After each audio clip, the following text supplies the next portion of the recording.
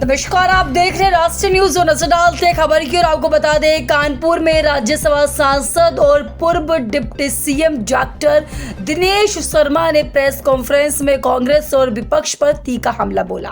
उन्होंने कहा कि राहुल गांधी अच्छे व्यक्ति तो है, लेकिन राजनीति उनके बस की बात नहीं है। बिहार चुनाव में हार के बाद विपक्ष बहाने खोज रहा है, जबकि जनता ने भ्रम फैलाने वालों को जवाब दे दिया है। तो वही बता दें आपको, बिहार जीत को ऐतिहासिक बताते हुए उन्होंने दावा किया है कि 2027 में यूपी में भी बीजेपी प्रचंड बहुमत पाएगी और अब लक्ष्य पश्चिम बंगाल है। वही बता दें आपको, कार्यकर्ताओं ने बिहार विजय का जश्न मनाया और पीएम मोदी के नेतृत्व में 2047 तक भारत को विकसित राष्ट्र बनाने का संकल्प दोहराया।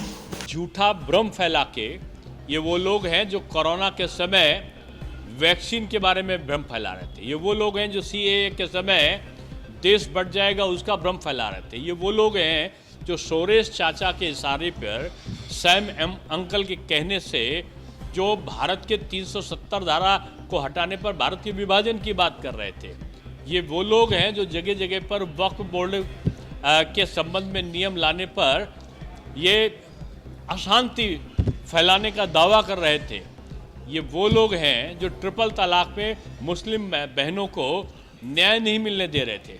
ये अफवाहों के सरगना हाथ में लाल रंग की संविधान की पुस्तक लेकर टहलने वाले और झूठ और भ्रम का जाल फैलाने वाले लोग को बिहार की जनता ने सबक सिखाया है। झूठ बहुत दिनों तक जीवित नहीं रहता है। निश्चित रूप में इस हार से वो सबक लेंगे और मुझको लगता है कि भविष्य में झूठ और भ्रम के जाल के बजाय जनता के बीच में काम करने की प्रवृत्ति ये जागृत करेंगे। मैं समझता हूँ कि उत्तर प्रदेश के लोगों ने बिहार से सबक लिया होगा, विपक्ष के दलों के लोगों ने, और निश्चित मानिए मोदी जी के नेतृत्व में भारत विश्व गुरु के पद पर आसीन होने की तरफ बढ़ रहा है। 2047 की विकसित भारत की जो यात्रा है, 1 ट्रिलियन डॉलर की इकोनॉमी के साथ उत्तर प्रदेश और उत्तर प्रदेश के साथ सहयात्री के रूप में बिहार भी अब विकसित भारत की यात्रा में सम्मिलित। धन्यवाद आदरणीय अध्यक्ष जी, नीतू जी, प्रकाश पाल जी, हमारे मैथानी जी, सुरेश अवस्थी जी, राहुल बच्चा जी, शशांक जी, सभी उपस्थित महानुभाव। आज भगवान बिरसा मुंडा जी की 150वीं जयंती समारोह था और पूरे भारतवर्ष में भारतीय जनता पार्टी के कार्यकर्ता और शासन सत्ता के अंतर्गत भी बड़े धूमधाम से मनाया जा रहा है। ये 150वां पूरे वर्ष चलने वाले कार्यक्रम हैं। प्रधानमंत्री जी को साधुवाद में इसलिए नाते देना चाहता हूं कि उन्होंने उस वर्ग को जिसे हम जनजाति और आदिवासी कहते हैं के उत्थान के लिए उन्होंने बजट में तमाम कार्यक्रमों का, तमाम नई योजनाओं का संचालन किया। उनके बच्चों के पठन पाठन, उनको व्यवसाय से जोड़ने की प्रक्रिया और तमाम प्रकार के बैंक से ब्याज मुक्त ऋणों की भी व्यवस्था करी। आज जनजाति या जो कहें आदिवासी क्षेत्र से देश की प्रथम जो महिला हैं, हमारी राष्ट्रपति हैं, वो भी आदिवासी उन क्षेत्रों से आती है जिन्होंने काफ़ी संघर्ष किया है, जिन्होंने अपने बच्चे को, अपने पति को खोया है नक्सलवाद में, माओवाद में, और आज वो देश की राष्ट्रपति के पद पर विराजमान है। शायद प्रधानमंत्री जी ने 2014 में प्रधानमंत्री बनने के साथ जो दीनदयाल उपाध्याय जी का वाक्य था, सबका साथ सबका विकास, सबके लिए प्रयास और सबका विश्वास, तो सबका साथ और सबका जो विश्वास है वो आज प्रधानमंत्री जी ने जो ऐसे वर्ग थे जनजाति, आदिवासी, अनुसूचित, उनको वास्तविक परिप्रेक्ष्य में एक करने का काम किया है। और वनवासी कल्याण आश्रम के द्वारा बड़े पैमाने पर ऐसे गरीब बच्चों को अपने छात्रावासों में रखकर पूरे देश में और उनका पठन पाठन का, उनकी बच्चियों के विवाह का, ये सारी चीज़ों की व्यवस्थाएं की गई हैं।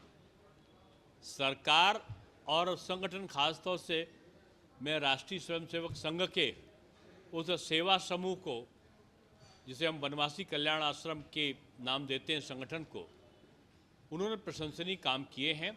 भगवान बिरसा मुंडा ने अंग्रेज़ों के खिलाफ देश की आज़ादी के लिए, और या यूँ कहें कि आदिवासियों के शोषण के खिलाफ और आदिवासियों के कुरीतियों के खिलाफ संघर्ष किया था। इसलिए जनजातियाँ इनको अपना भगवान मानती हैं, चाहे वो छत्तीसगढ़ हो, चाहे सोनभद्र हो, चाहे वो मिजोरम, नागालैंड और मेघालय हो। आज इनके तमाम बच्चों को भी हम लोगों ने सम्मानित किया है, और उस कार्यक्रम से भी अभी मैं कानपुर के नाते यहाँ पर आया हूँ। और अभी अभी मुझे विद्यालय के कार्यक्रमों में जाना है, तो मैं कह सकता हूँ कि बहुत दिन के बाद एक अच्छा अवसर आया है। उत्तर प्रदेश के नेता पीडीए की बात करते हैं और मोदी जी बात ना करके काम करते हैं। पिछड़ों के लिए, अति पिछड़ों के लिए, दलितों के लिए जिस प्रकार से कार्य किए, बिहार इसका सबसे बड़ी यूनिवर्सिटी है, और बिहार ने दिल खोलकर, बिहार की जनता ने छप्पर फाड़कर, जिस तरीके से भारतीय जनता पार्टी, उनके सहयोगी दल यानी एनडीए के पक्ष में मतदान करके एक अभूतपूर्व विजय दिलाई है। ये जो कहते थे राजनीति के 3 खिलाड़ी, 3 युवा, आदरणीय राहुल जी, आदरणीय अखिलेश जी और आदरणीय तेजस्वी जी। अब मैं इतना कहूँगा कि ये खिलाड़ी लगातार हारने का उपक्रम बना रहे हैं, जिसको कहना चाहिए आउट ऑफ फॉर्म है। और ये आउट ऑफ फॉर्म इसलिए रहेंगे पूरी जिंदगी क्योंकि इन्होंने जाति विश्वमन और सांप्रदायिक विश्वमन को अपना राजनीतिक आधार बनाया था, और बिहार की जनता ने इनको, इनके झूठ और फरेब और दुष्प्रचार और अपशब्दों का इनके खिलाफ मतदान करके जवाब दिया है।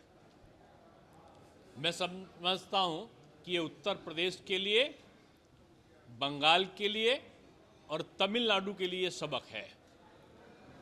आने वाले समय में बिहार की फतह अब बंगाल की तरफ मुड़ रही है।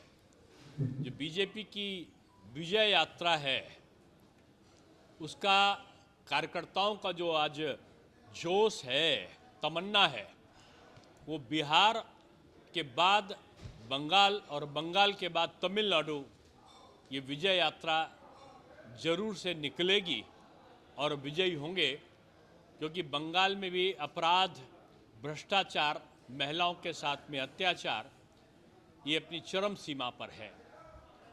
और जिस प्रकार से जाति विस्मरण का हथियार बिहार में फेल हुआ है, मैं समझता हूँ उत्तर प्रदेश में जातीयता का जो विष बीज बोने वाले लोग थे,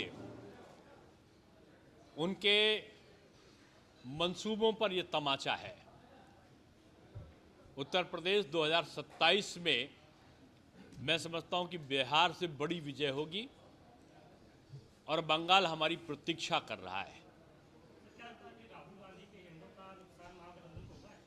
देखिए, राहुल जी एक ऐसे प्रतापी पुरुष हैं, वो जिसके साथ जाएंगे वो भस्म हो जाएगा। और मैं समझता हूं कि बीजेपी दोहरा शतक लगाई है, यानी 200 से पार सीटें बीजेपी ने जीती है, जहां एक और मोदी जी के नेतृत्व में। वहीं राहुल जी लगातार अपने नेतृत्व में 100 मतलब 90 से तो ऊपर हो चुका है, लगातार उनके नेतृत्व में 90 से ऊपर, अब तो कल तो 91 हो गया, 95 हो गया है। अब केवल अपने शतक से, वो हार के शतक से 5 और बड़ी हार उनकी प्रतीक्षा कर रही हैं।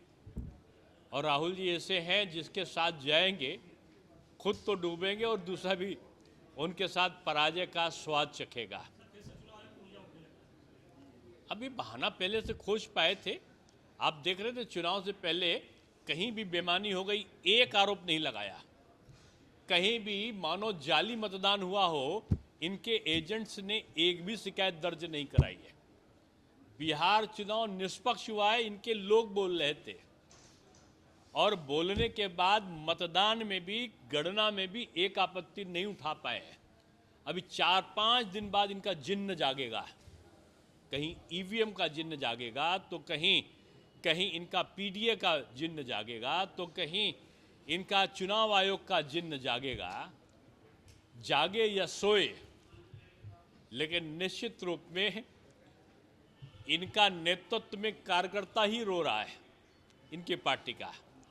अब झूठा भ्रम फैला के ये वो लोग हैं जो कोरोना के समय वैक्सीन के बारे में भ्रम फैला रहे थे। ये वो लोग हैं जो सीएए के समय देश बढ़ जाएगा उसका भ्रम फैला रहे थे। ये वो लोग हैं जो सोरेश चाचा के इशारे पर सैम